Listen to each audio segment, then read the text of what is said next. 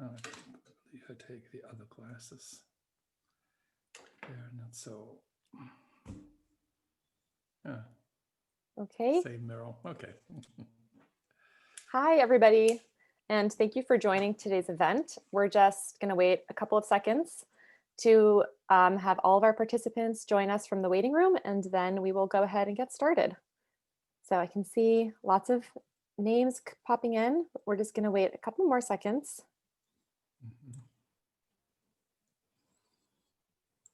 Okay. Okay, so good afternoon. Some very familiar names. Good. Good afternoon and good evening, depending on where you are in the world. And welcome to today's session on Innovation Team at Work. And today we're going to be having a conversation about enabling innovation through your team and building your innovation framework.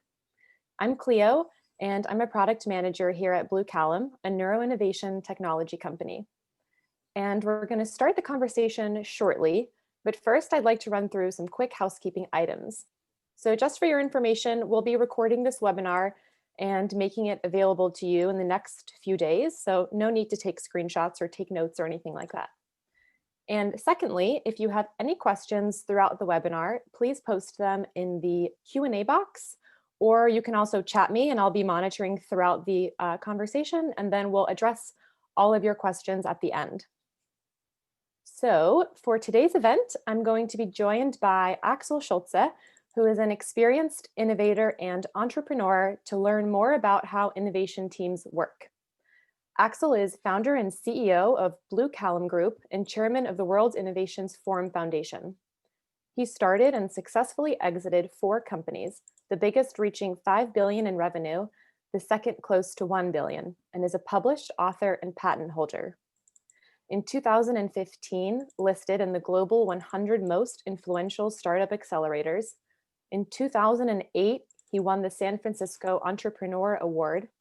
In 2006, he chaired the SaaS Channel Committee at SIIA, the leading trade association for the software industry in the US.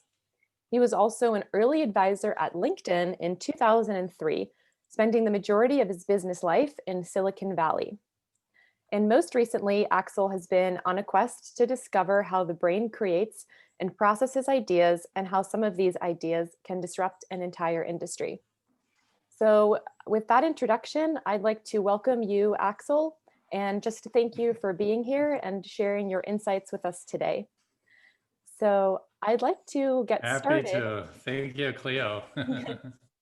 Yeah, I'd like to just get started about talking about what innovation is and what it means broadly.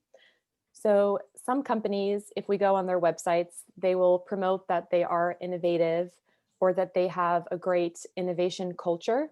But the definition of innovation can really vary across industries and sizes of companies and all of these things. So maybe a good starting point would be if you could just explain what your definition of innovation is, and then we can get into talking about how the variety of these definitions can actually affect innovation as a process. Okay, yeah, happy to. And again, thank you for having me here and organizing this. Yeah, we looked into innovation about a couple of years ago. And one of the shocking realization was there are more than 100 definitions. There are 30 definitions alone in the software industry of what innovation is. And so we didn't want to add yet another one to this big mountain of definitions, but we realized in order to make our work kind of flow and people kind of understand, you know, when we're talking innovation, why we mean certain things and we don't mean certain other things. So we decided we actually come up with a definition.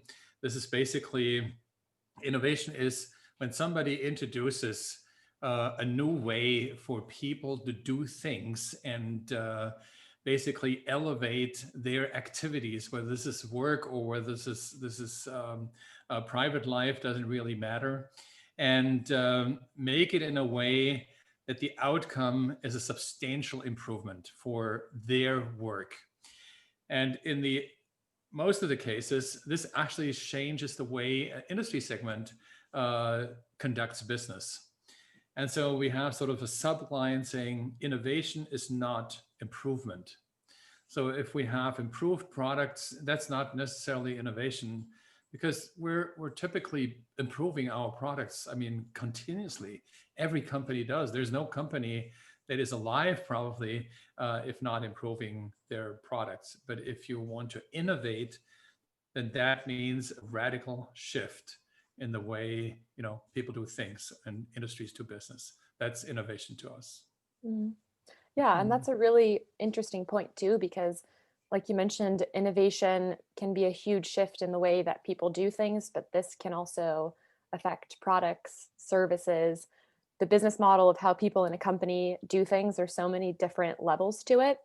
And then you also mentioned how innovation is a substantial adjustment or a substantial improvement, I think you mentioned. So, could you actually just expand a little bit more on the differences between these minor improvements or incremental innovation versus Mhm. this type of breakthrough, shift-worthy innovation? Yeah, yeah, happy to. So if we take, I mean, you know, one of the classic examples is probably in the car industry is Tesla. I mean, the whole automobile industry has made significant improvements over the past roughly 125 years. So whether it's the brakes, the security, I mean, and when I say significant improvement, I mean significant improvement. But the general machine, the car, is still a car: seats, four wheels, brakes, engine, burning fossil fuel, having a gearbox, and so on and so on. And people sit on the left hand or right hand side and steer the car. Now, Tesla is, at the end of the day, it's still a car. But first of all, the engine that drives the car is fundamentally different because it's an electromotor that needs batteries and no more fossil fuel. So we can actually talk about a renewable energy because we can reload the batteries. We can take the energy from the sunlight, like people like we have a sunroof basically, or the the panels on the roof, and basically charge the car overnight. And so the charging part is a significant different, but the other one is a significant different, that as a company emerges and we see this happening, the car is basically a self-driving car.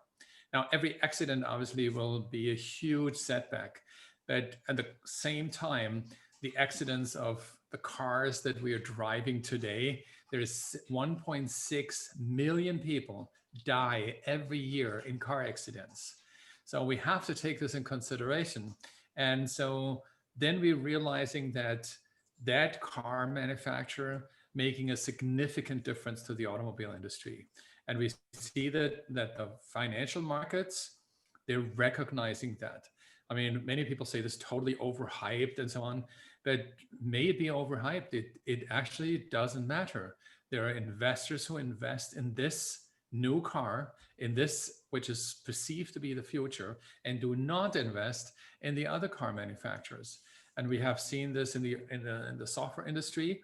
When the software as a service and cloud-based computing popped up, investors went into this industry and not in the other. On-premise software doesn't really barely exist, except some large companies who do that, but all the new products come actually from the cloud. And so there are many of these cases, and this is where industries get shifted, financial markets readdress, and users get a new product. And that's very much like what innovation is, I believe. So, Mhm. you mentioned that an innovation could be hype worthy or within the markets and people recognizing that this innovation can be perhaps setting a new trend or becoming the new status for what the next innovation will be. Do you Mhm. think that the term innovation has changed over time as the rate of technology has been, the curve is just faster and faster with technological advancements, that innovation is becoming something that's trickier to define just because of the pace of how everything moves so fast? Yeah, that's actually a very good question. So I think the term innovation probably remains the same. And I believe, let's look really far out in the future. Let's say in 1,000 years from now. I mean, from our perspective, it is almost incomprehensible what can be there. But still, innovation as such will be somebody has something that makes a huge impact, elevating people, animals, I mean, nature, everything. And to a degree that the industry that is associated with that will need to follow, will need to shift, change the capital markets. I don't even know whether we have capital markets in 1,000 years, but I believe the basic mechanism is the same. And if we look back 1,000 years and sort of we can learn best what's happening in the future when we look into the past, it actually is no difference.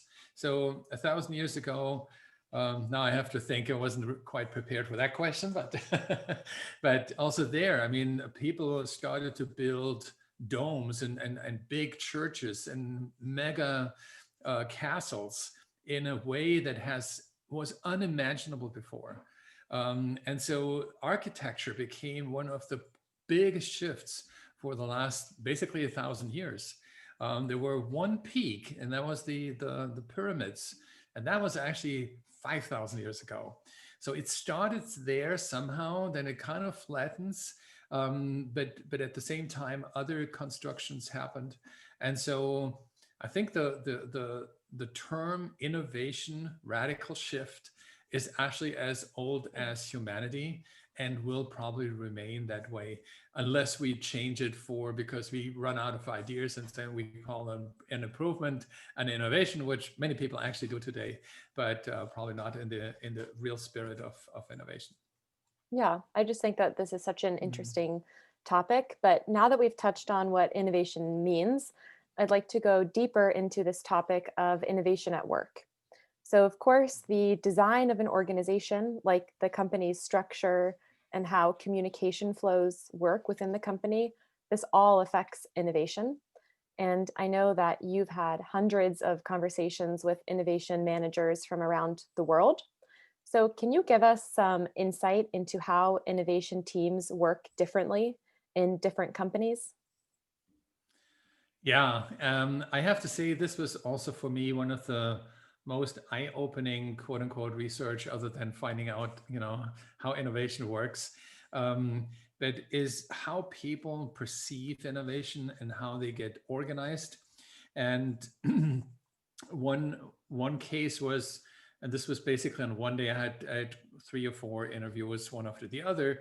And the first in the morning, I still remember, was innovation, because nobody knows how these ideas get created and nobody knows really when such an idea is coming and popping up. So we give the teams maximum free room to simply play and think and do whatever could be done to come up with an amazing idea.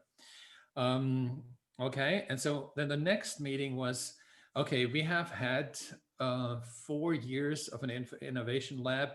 Nothing really popped out. I mean, there were kind of interesting ideas. There were basically improvements. So we didn't need an innovation lab to get to improvements because that's what we did all along for the last 100 years.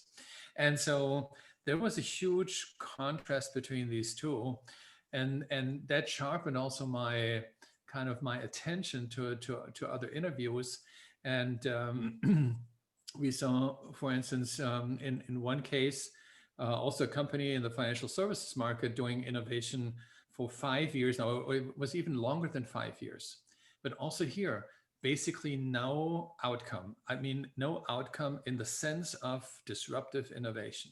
Improvements a lot, very nice ideas how to attract customers, to basically serve customers better. But that was all improvement, but no innovation.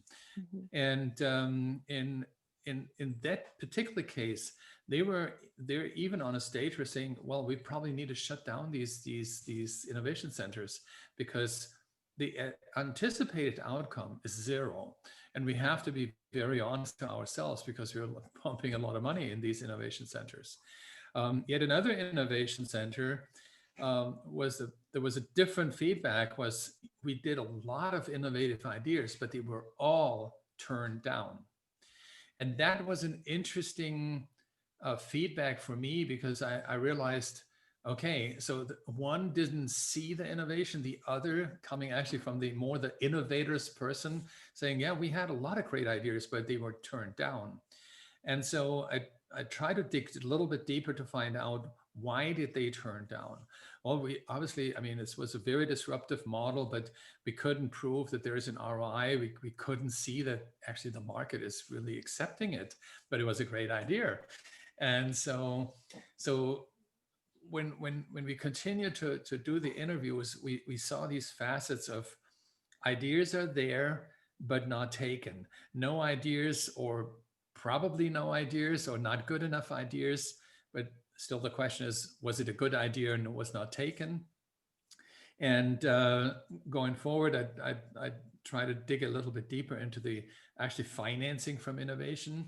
And there was one project, they said, yeah, we had a pretty interesting idea, but we needed about 100 million to fund it. They were laughing at us to say, are you crazy? I mean, startups do stuff like that for 100,000 or maybe 1 million, but not 100 million. And that was an interesting wake-up call as well, because when you look into these high-performing, truly innovative startups, they take way more money than 100 million. I mean, we're talking about these unicorns. A unicorn, per definition, in the financial services, in the financial market, is $1 billion valuation. Some are $40 billion. Some have actually taken in $2 to $3 billion in funding to get to their height. And now if somebody says, what, are you crazy, 100 million? We'll never, ever do that. There's an interesting learning effect also. Why not? And what tells you what the right number is? And so the conclusion was, out of roughly 100 interviews, there is not one where I said, okay, one is, these guys were pretty much like those guys. And that drove me actually also to say, we need to share this, because if everybody does it differently and nobody is really happy with the results, there's just a few which kind of okay. I think it's time to make almost like a pause and say, okay, what would we actually need to do? I mean, what can we learn from others, and how can we move forward to achieve what we want to achieve, disruptive innovation? Yeah. So then, based on kind of that last question, I'm sure that we have some of our audience members who might work for companies that already have these types of labs or centers, or just an innovation process set up. And then maybe some who are looking into setting up this type of innovation center. But as you've mentioned, there's so much variance, and not, one model isn't suitable for everybody. So where do you start to try to figure out how to set up this type of innovation framework? Yeah. I mean, this gets actually back to our starting point as a company. We wouldn't actually sit here if we not had, I mean, the pleasure, the honor, the accident, the whatever, to learn more about how ideas get created from neuroscientists. And including myself, I mean, I didn't know where these ideas coming from, and clearly it's coming from the brain somehow, and so forth. But I realized that unless we know how ideas get actually created and composed, and what the inputs are, and what the stimuli are, and what the outcome should be, and so on, we can obviously try a gazillion different ways of doing it. But if we don't know how it actually works, this is like, we don't know how a bike works. So can we fly with it? Well, let's try. Get on a tower and try to fly with a bike. I mean, that would be a terrible crash landing, right? We can't also dive with it. But once we know what it does and what it's supposed to do, it's a different beast. And so once we understand how the whole innovation act actually processes throughout time, then we could start getting way more strategic. And way more strategic means, okay, we have a starting point. which most innovation centers actually don't have today. The starting point is, we have no idea, let's find it out. And so at the starting point where most are, there is not even a goal saying we need to innovate in this area for this audience in this direction with that purpose. And the outcome should be somewhere in this neighborhood. Now today, and this was an interesting situation I had with a company in Japan, is saying, okay, we have a problem. We have a competitor that came into this market just now. They just IPO'd and we never heard of them before. And that was like, also for me, is like, wow, I mean, how much do you know your market? And so most people in enterprises on the upper level actually have no touch anymore to the market. And that's one of the differences between a startup and an enterprise. The startup has a very close touch to the market for a simple reason. They cannot even exist without it. They cannot do anything without it. An enterprise can do a lot of things for all their existing customers and try to maintain them and try to maintain the status quo. That's what enterprises do. Mm-hmm. But to build an innovation center, then we actually need a hybrid of a startup and an enterprise structure.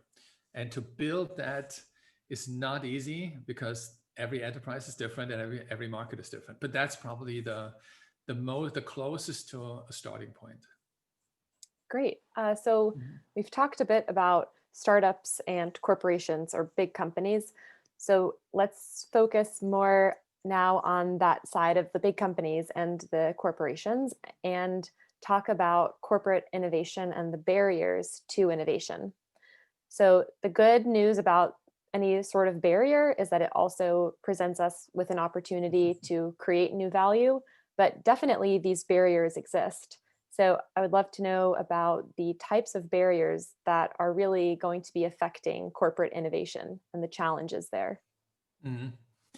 Yeah, so there are a couple things, and I want to start with one thing that seems to be one of the biggest barriers and have a little sort of, how to say that, there's really trouble involved because it's probably not even political correct when I say there is an age barrier, because some people, and I heard this very often, usually after the interview, saying, and one of the things I really have to tell you. And then comes that sort of the upper middle management is typically in an age where they're 50 plus and about to retire anytime soon because they can earlier retire than they have to. And some try to take it a little bit further. But there is a risk-averse mechanism that they don't want to do anything that may risk their retirement. And anything risky, meaning is a no-go, but at the same time, disruptive innovation is a risk because it can fail. I mean, we know that. And if nobody's taking the risk, and this goes all the way up to the C-level, executive level, then there is no innovation. I mean, period. Now, another related but a little bit different issue is the leadership itself. I have seen and heard CEOs and the C-level very smart, further looking than most people, amazing people. But then there is a board, and the board, maybe sometimes even in Germany, I just learned this, there is a legal rule that some of the board, and that's actually 50% or something like that, need to be represented by the employees and by the unions. Now, if we're at that stage, the next stage would be, okay, employees vote like in a democratic system for their CEO. But that would basically collapse an economic system like we have in a free market. And so if we have unions and other forces, sometimes political forces, then we have to understand that just even comprehending the flow of an innovation that goes for the next 10 years is very difficult. So they cannot say, oh yeah, this is cool, let's try this. They have to say, you know what, that's too risky. We cannot do this. Somebody else may, we cannot. And the bigger an enterprise is, the less likely it is that there is a board and a C-level and a middle management that says, yeah, cool, let's do a risk. And so I coined that saying probably 5, 6, 7 years ago, saying once you are more investing and more spending more time in protecting your asset than risking it again, you will be on the end of your life cycle. And that is what we are seeing with many of the large enterprises. Now, then there's a lot of structural challenges below that. One is that, you know, the reporting line may be too clumsy to actually report upwards that there is a good idea or there is already something in the making. And also the structure in terms of, yeah, we want more innovation. This is something what many people told me. The boss says we need to be more innovative. I mean, that very phrase, exactly in these words, was probably the most given answer. You need to be more innovative, or we need to be more innovative. But nobody says how. And again, that was sort of the start of our company. But when you ask somebody, okay, boss, tell me, how do I innovate? What is the process? What should I do? Then the boss probably said, okay, you're probably not the right guy. You need to be creative and you need to be entrepreneurial and so forth. But there is still no answer what to do.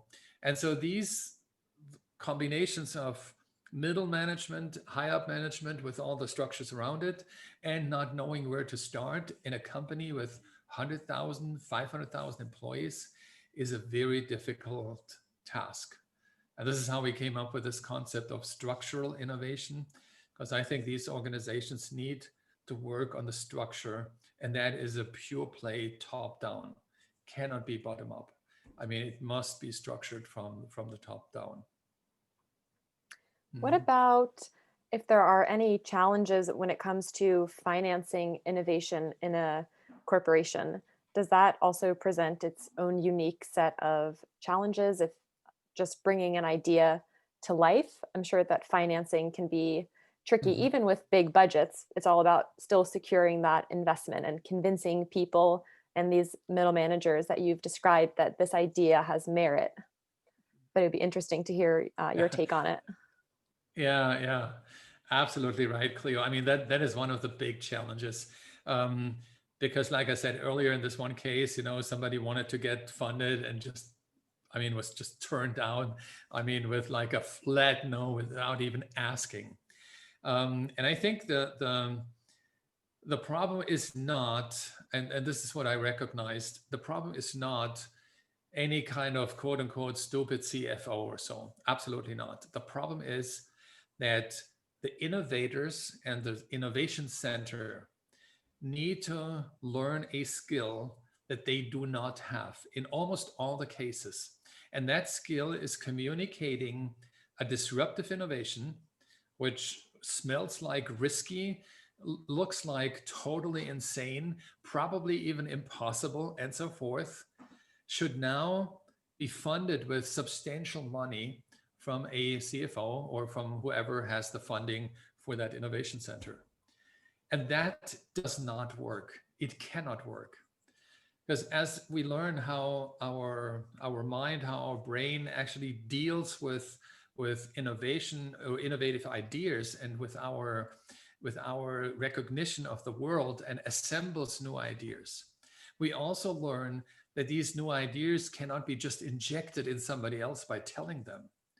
So the skill that needs to be developed is actually an interesting communication skill that I learned as a very young manager at Rockwell, where my boss said to me, you know, Axel, you're a smart cookie. There's one technique that you need to learn, upwards delegation. And I thought, okay, what is upwards delegation? I mean, I kind of, you know, the name itself tells me, but he explained to me how I can actually get things done by my boss or my boss's boss. And I thought, wow, this is very cool. And that is a similar technique, upwards delegation. Now, if you if we all imagine what a CFO does every day and what an innovation team does every day, this is like, I mean, somebody talks to a man from Mars or Moon who has never been on Earth. So the technique to learn this is verbal techniques, of course, but there's one actually very simple trick, so to speak. I highly recommend every innovation center speak to your CFO or whoever sits on the funds, as typically the CFO, at least once a month. Update them as good as you can and don't waste their time. 3 minutes the max. And there's one kind of golden standard. That is the pitch event of a startup. A startup needs to pitch to investors in 3 minutes their idea, their market, their activities, their vision, where they go, why they do this, what they did, what the invention, I mean, the whole structure of the company. Now, the innovator doesn't need to do that. It's enough to say, okay, what the market wants and needs and why, and what you think and why this costs so and so much money. But if you do this over time in maybe monthly, maybe even twice a month, a meeting, just an update. Do you have time for me again, 3 minutes, and arrange this early enough? Then, and they know the 3 minutes are real. Even if they don't say anything, say, oh, okay, got it. Yeah, thank you very much. Done. 3 minutes over. That's good. But what happens is, as we learn from our mechanism neuroscience, how we actually think, we also learn how others think and how others observe information and how others are actually using that information. So the CFO hears this. Okay, this is the initial research we've done. Oh, okay, this is the outcome. Here was something very interesting. Customers actually all wanted to do this. Okay, here's the next step. Then here's how we got to this idea. This is the method we use to actually get to this idea, and so forth. You can imagine there are a couple steps in between, but after 10, 20 times 3 minutes, 20 times 3 minutes, it's just 1 hour over maybe 6 months. That's not a big deal. And if the company wants disruptive innovation, then this 1 hour invested from a CFO in monitoring what's going on is actually a very good investment. And the likelihood that people get funded because they understand is obviously so much greater than if somebody pops up with something totally crazy nobody understands. I mean, it must be a downturn. I mean, no C-level executive with their right mind would say, oh yeah, sure, no problem, let's do that. Absolutely not, right? Yeah, that's so much good insight. And so now I'd like to talk about some counterintuitive innovation strategies, and we can start maybe at the team level. So can you discuss how putting together an effective innovation team might actually be counterintuitive? Happy to, yeah. So this was something that we discovered, I mean, about 2 years ago. We realized that the most disruptive companies, typically startups, they have some visionary CEO, and everybody thinks that he is the or she is the ideas donor or so. And then they have a team, and there's some salespeople, some marketing people, some financial people, and so on. And since I had started 4 companies myself, actually 5 now, I realized this is the same thing that we did. And I didn't have a market research team and so on. So all of us worked on the idea. And one of the interesting things over time that was repeatedly visible in the beginning, I thought it's kind of accidental, but repeatedly visible, that not the best ideas from technology, the best ideas actually from everybody else. And here's the reason. Technologists, when they have an idea and think of how to solve it, they break at a point where they get sort of mentally exhausted.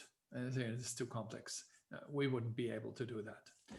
They don't say, well, I can't do this, but I have enough friends, very smart cookies about this and this and this and that to do that.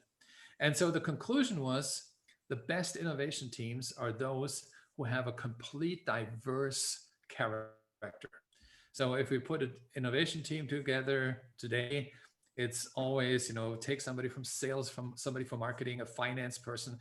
And these different experience levels is not just we need sales later on. No, we need it right away, because the experience of a salesperson, the mindset of a salesperson, selling something, arguing, hearing customers, finding already kind of, okay, these are questions I need to answer sooner or later, are just amazing in this innovation process.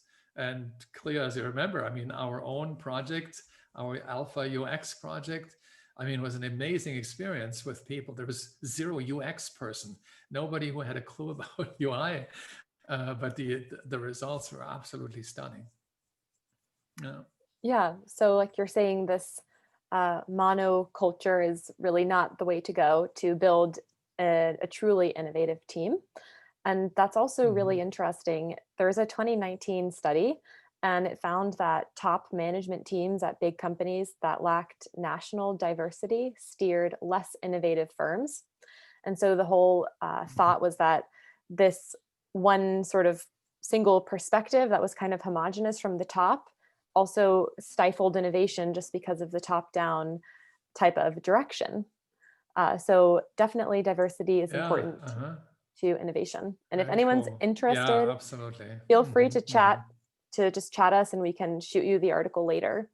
But for those of you who don't know, Axel is behind the development of deep innovation design, which is an innovation methodology that's suitable for creating breakthrough and radical innovation. And so I was hoping you could talk a little bit about the go-to-market strategy in this model and how that might also seem counterintuitive. And sort of how this is. Yeah, sure. Yeah. Okay, sure.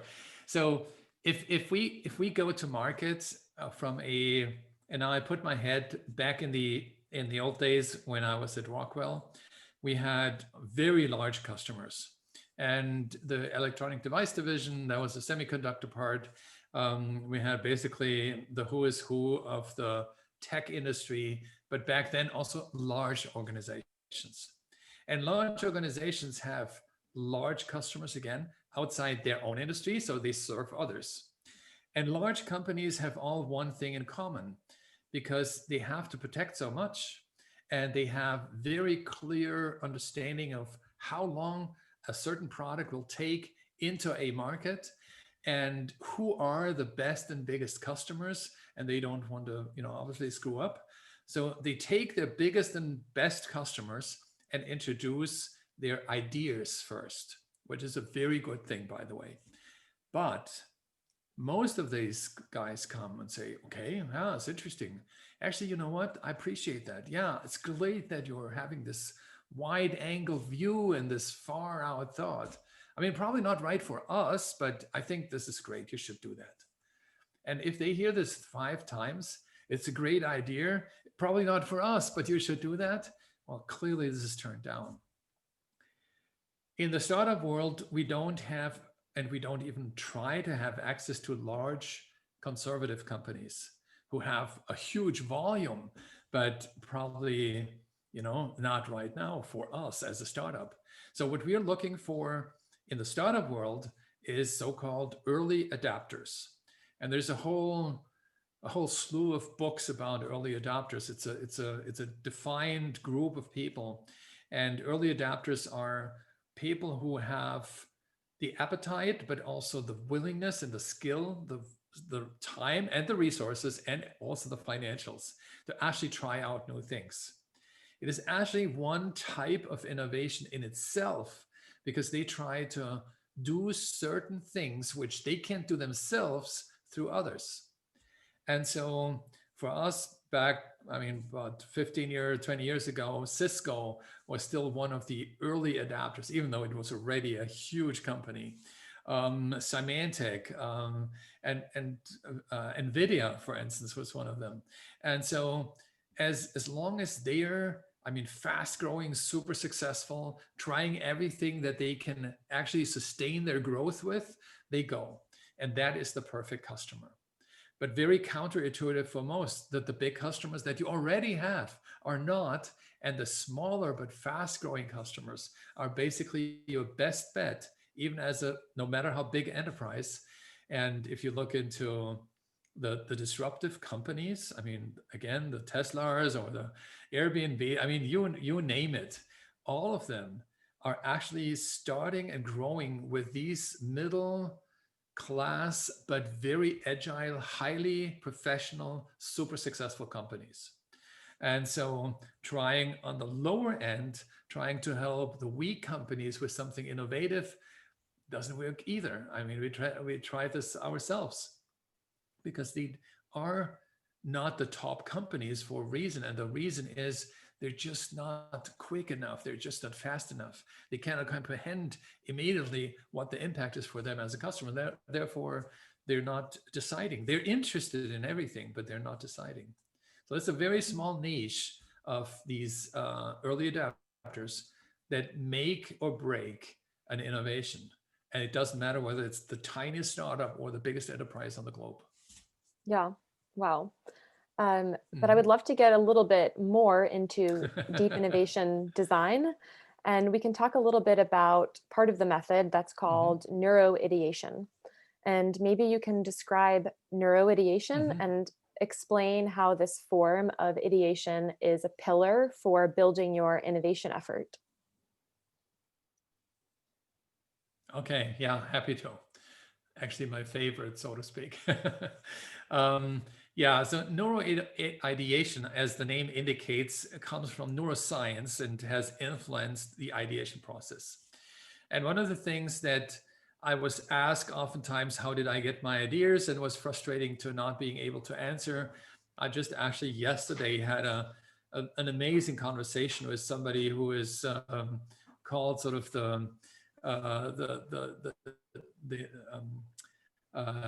now as a design thinking queen, and I had conversations with many people from the design thinking area, used design thinking myself, but the one area that was bugging me, and obviously also others, is ideation. We need the idea, but there was no way of finding out how this idea is created. I mean, do we wait? Do we drink a lot of alcohol? Do we sleep along or don't sleep? Or what is it? How does the idea pop up? And so with all the frustration and the search for how others did it, everybody had the same answer like I had. Think big, think bold, and so forth. But that wasn't really the answer. Now, I stumbled across a person, Dr. David Eagleman. He is a young researcher and scientist in the neuroscience space. He is a lecturer at Stanford University. And so he had a flaming a TED talk about how we think. And so what came out for me was, I mean, between depressing and extremely stunning. Depressing because I realized we are all not really creative. We cannot create something. We cannot create a single idea. And I thought, okay, come on, man, you don't know me. I can create a lot of ideas. But still, I thought, this guy has probably tried and tried and tried. And so I had to realize that, yes, my ideas didn't come from nothing. Everything was a composition of all the learning I had in my life. Obviously not all, but bits and pieces, but very hard to know which bits and pieces. But it was always a certain problem that existed that I wanted to solve. Sometimes ideas pop up when you have already sort of a feel for a situation and you think, well, this would make this situation, whatever it was, even if it wasn't your own, much easier. So this is how people can actually innovate for somebody like disabled people, even if you're not disabled yourself, but you see a possibility or an opportunity. But the most interesting thing is, since we cannot create, and all the ideas are composed from past experiences, we have to come to two conclusions. Number one, our ideas are actually not our ideas, but ideas that compose from lots of experiences or situations, what we hear, what we see, and so forth. And the second, even more important, listen, and so I'll make a pause. If you think something from past experiences which already have somehow existed, and even if it was an idea from somebody else, then everything you need to realize that thought actually was built on something existing, which also indicates we are able to do what we think. So an idea is always possible. There are rare cases where it's not possible right now because we probably need some more innovations in between. I mean, the person who, sort of speak, invented the spare, one people some days in, I think in Eritrea, Africa. That person could not imagine building a rocket to the moon because all the inventions in between did not happen yet. But eventually we're there, and we have over exceeded any kind of fantasy anybody on this planet who had ever a spear in their hand. So that means if we start with the way our brain composes ideas, and we find out behavioral aspects that we know, okay, we need to do this to get it, we need to do that to get it, we don't need to do this to get it. We should not hope that from brainstorming, for instance, disruptive ideas popping up, but from many sessions in different shapes. And so when we come to that conclusion, we also can conclude that our whole process, and this goes to the question about deep innovation design, how that process needs to be constructed. Because if we know that ideas come not from accident and also not from the heaven or anywhere, but they're actually created in your brain, then you go back and say, how do I create these situations? How do I create the situation that this stimulates, and so forth? And you go back in the axis to the point where you say, what do we actually want to do? Mm-hmm. And also going forward, this can be built. And if you know that can be built, that indicates you don't need to worry about this is impossible, therefore this is a stupid idea. It's never a stupid idea because it all has to come from past experience. So it can be built. And the likelihood that it cannot be built in the next 100 years is actually very, very tiny. So after you have this idea for innovation, the next step is... Did that answer the question? I think so. And now I think it would also be really interesting in hearing about, once this idea, you have it, the next step is thinking about the plan of action and executing this initial opportunity that you've come up with based on using these principles of Neuro Ideation. So it would be great if you could elaborate on KPIs, the element of predictability and manageability when it comes to moving forward with innovation. Absolutely cool. Yeah. So the point where we started to think about KPIs and data was in a project with a large airline where we trained basically 25 executives on innovative thinking. So that was the term we had back then. And when we used our early methods of neuro ideation, even though we didn't call it that way, we realized that after some of the different types of sessions, basically mimicking how the brain looks when it looks deeper and deeper and deeper, it goes through a couple iterations, but every iteration is actually a different model. If we do this, we get, even in this case, we got hundreds of idea bits and pieces. And so we said, well, we cannot deal with hundreds and hundreds and hundreds. And we were inclined to kind of do the same what we did earlier in the old brainstorm model. We pick some and simply ignore the others.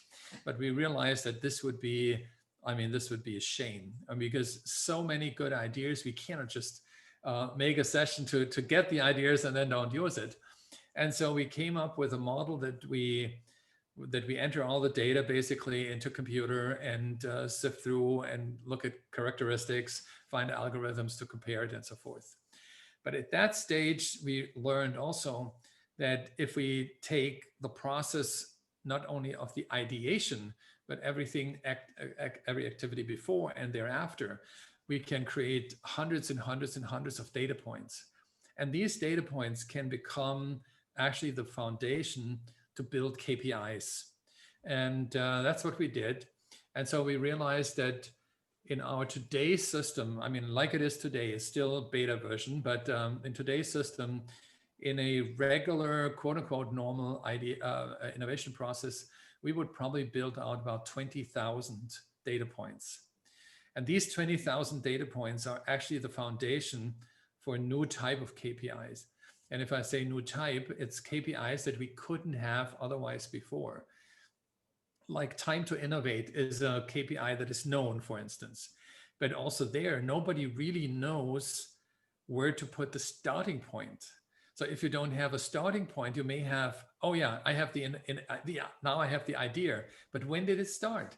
Did it start when we had the ideation process, or already the market research before? In design thinking, it's called anticipation, or finding out what the customers actually want. So we needed to have a very clear model. And I have to say, many innovators don't like the concept of KPIs and structure, and there's a beginning point and an end point. But it doesn't help them to not have it if they are not successful after all. And so we have to obey to certain rules of management, and that is key performance indicator to get to performance. And so we have, as I said, we have about 10 to 20,000 data points that helps us indications to get indications for speed, for budgets, for budget achievements. It helps get us indication for idea contribution, volume, and quality. And the quality we do with votings and ratings. So we have quantitative and qualitative data for idea qualities.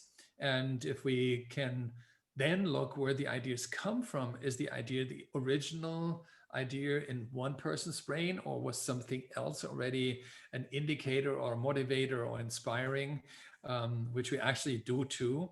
So we can actually drive an innovation tree, saying, okay, here were sort of the original roots, and this is popping out.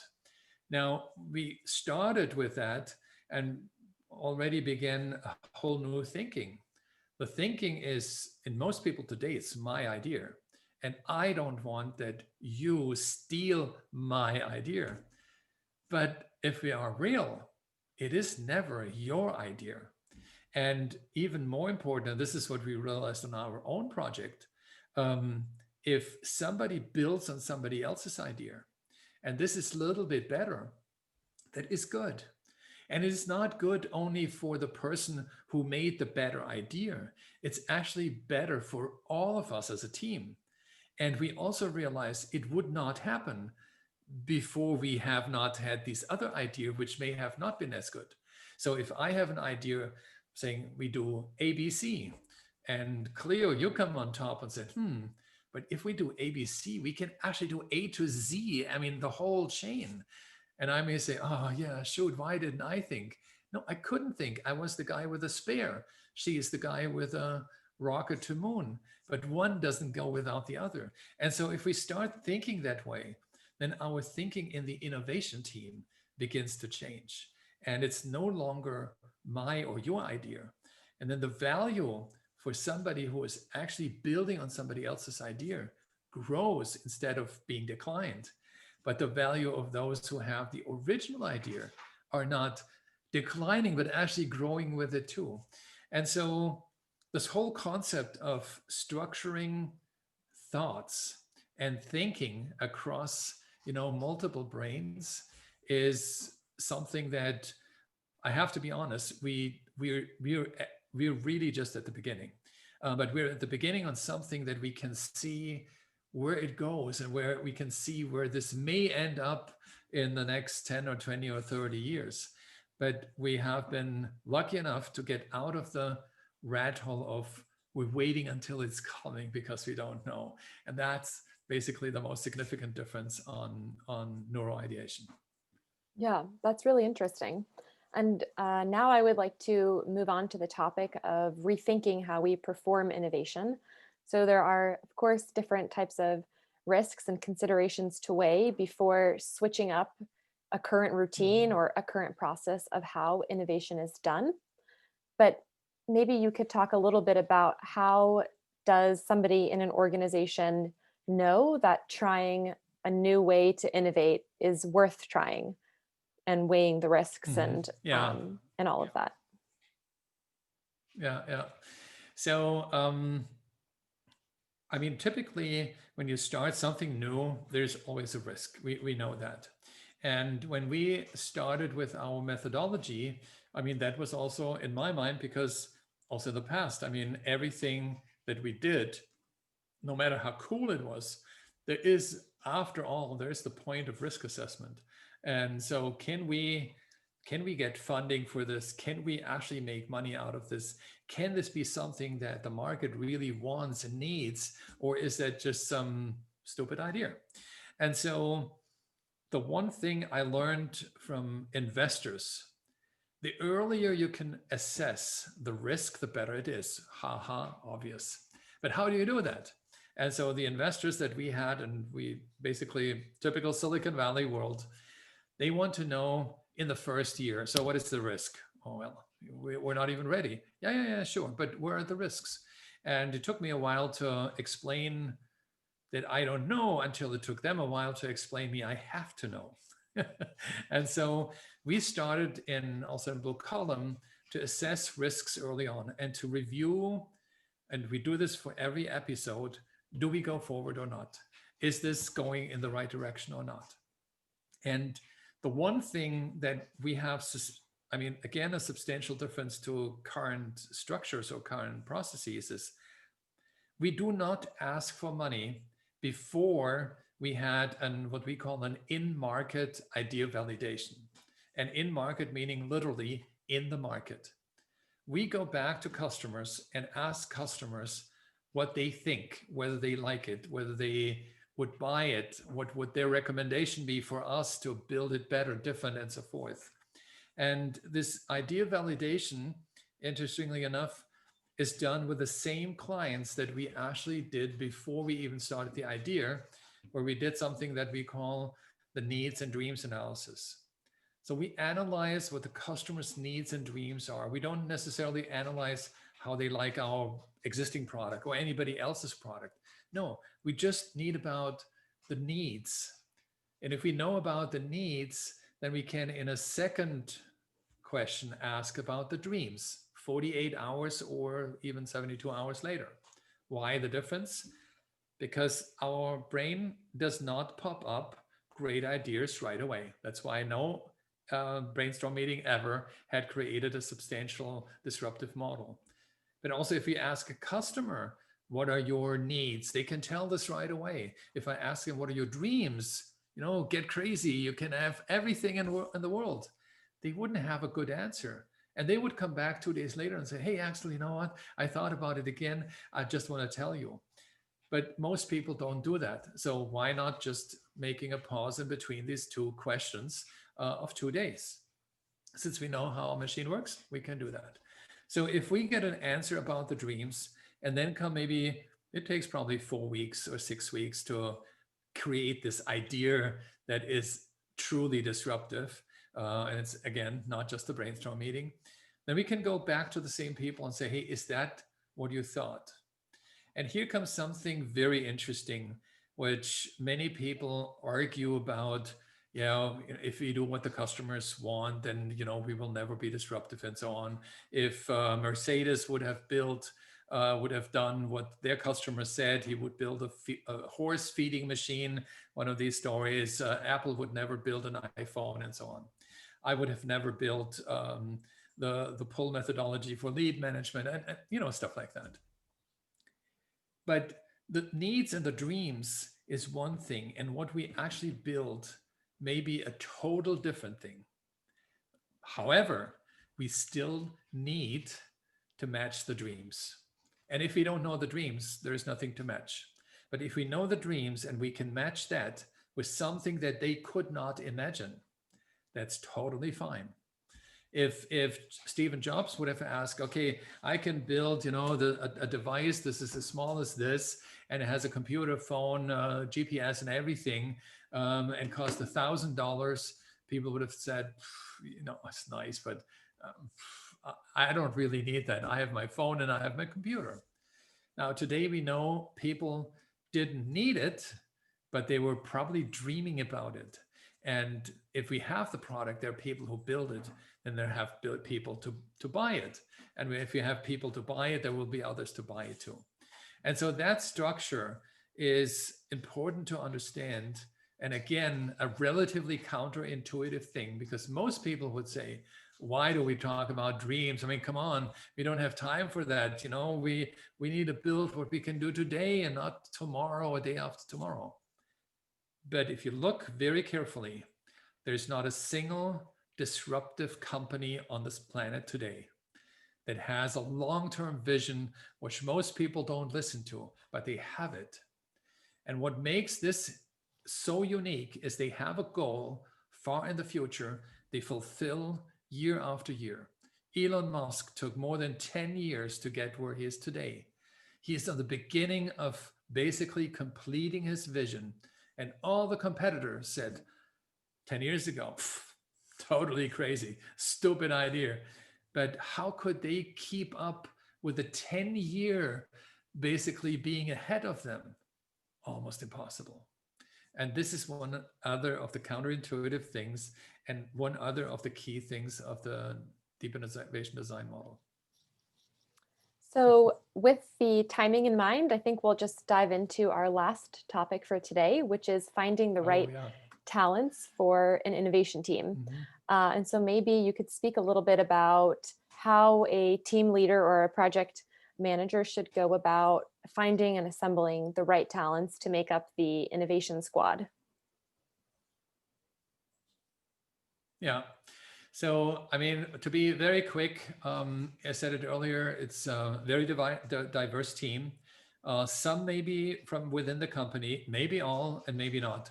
It shouldn't really matter if or if not, but if it's a diverse team of open-minded people, you don't need anybody who is a quote unquote devil's advocate. You have enough in your company, in any company on the planet. There's not a single one who doesn't. And these people are also valuable. Only for the innovation team, that is where you don't need them, because you're doing a job that is so extraordinary in the future and build later on the product that gets there over the next 5 to 10 years, so that you don't need a devil's advocate. You need open-minded people who don't ask this, why should this work? That never can work. They should ask, okay, how can we make it work?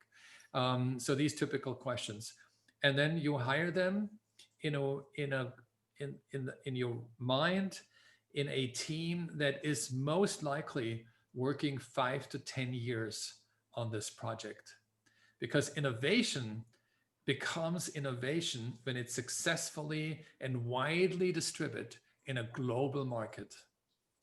Unless that happens, it's just an idea. Even with a product, just an idea. You may have 10 patents, it remains to be just an idea. Innovation becomes valuable when it is a value for a large audience. That is one of the definitions of innovation as well. So unless you get it into market, no reason to even start. And the team is most likely staying. So I got a lot of questions. So how is the team composition down the road? I mean, within this entire space of like a year or 2 or 3, different people coming in and out? Most likely not. And here's a reason. The idea that has been created by, let's say, 10 people and has been sort of evolved over the first couple of weeks and months, there is only a tiny fraction of the idea is sort of really documented, a tiny fraction. The rest remains in our 86 billion neurons, and we wouldn't have enough time to even write it all down.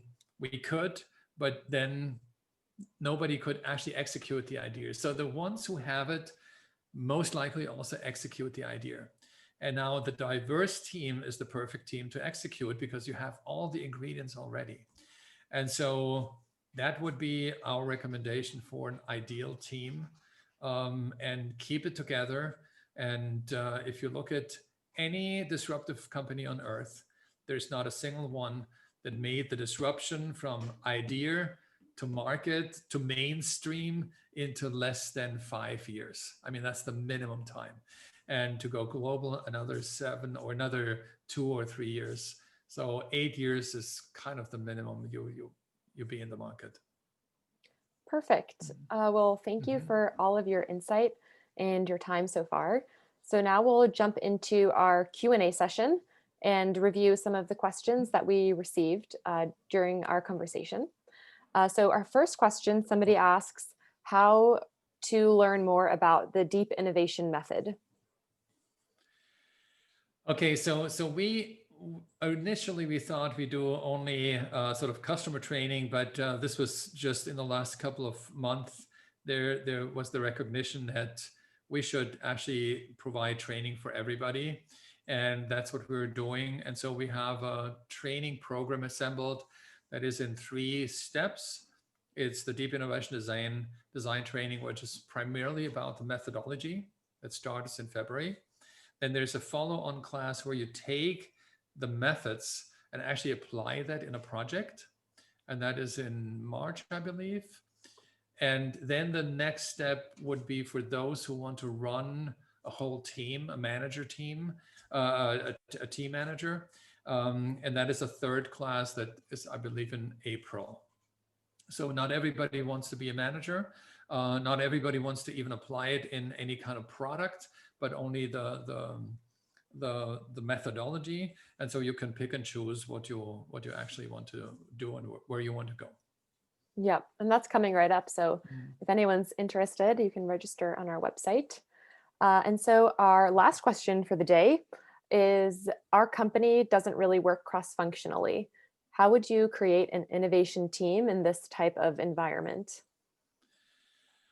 Oh, that's a loaded question. Yeah. So I guess we're talking about silos.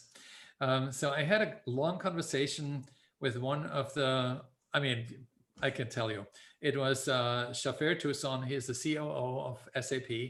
And like any other enterprise, silos, and they want to turn down silos. And he said, so what do you think? And I said, I know the needs, but I'm still not sure. But you know what? You asked the question in a way that really triggered my senses. And so I got back to him, I think the next day. And I said, Shafir, I think we don't need to turn down silos. Silos are not built by enterprises. They're built by people for some interesting reasons, I believe. And this is just an opinion. So this is absolutely no scientific background or anything. But I believe that people kind of clump together who want to clump together. And the bigger the group is, the less likely they can actually do amazing things. And if they're kind of homogeneous, they can do amazing things. And if there is a division A and a division B, and the one want to be better than the other, then they tell their secrets to the other. And so they're fighting and competing. And that is another type of progress too. And so to make a long story short, it goes much longer than that. I think breaking down silos is probably not even possible because it's a human-made silo, not an enterprise-made silo. But what we can do is drill holes in the silo. That was sort of my answer. That we get, and this is what the Innovation Dream Teams essentially actually is because of its diversity, we get possibly people from different silos. And they also feed back into the silos. And this is how I meant drilling holes basically into the silo to get the ideas in and out without turning down the silo, which we know it's not functioning. I mean, this is I think a 50-year-old dream by now, and probably it meant to be. And so I believe the Innovation Dream Team is some team that can work on the innovation. They will anyway always need to get back to the real world, so to speak, and do verifications and get inputs and new learning and so forth and so forth. And so this is kind of an interesting way of bridging silos without turning them down. Yeah, that's also a really interesting perspective to think about. Companies are also built by humans, and they're not engineered by, an inanimate kind of faceless object. But anyways, that actually concludes today's presentation. So thank you to everybody who's joined us, and we invite you to connect with us on Twitter, Facebook, and LinkedIn, all at BlueCallom. And so on behalf of the BlueCallom team, thank you again for attending, and we hope that you have a great rest of your day. All right. Also from my side, thank you very much. Thank you very much, Cleo. It was amazing. It was really fun. I very much enjoyed this. And by the way, for the rest, it's the first time we did that. Thank you. Bye. Bye-bye.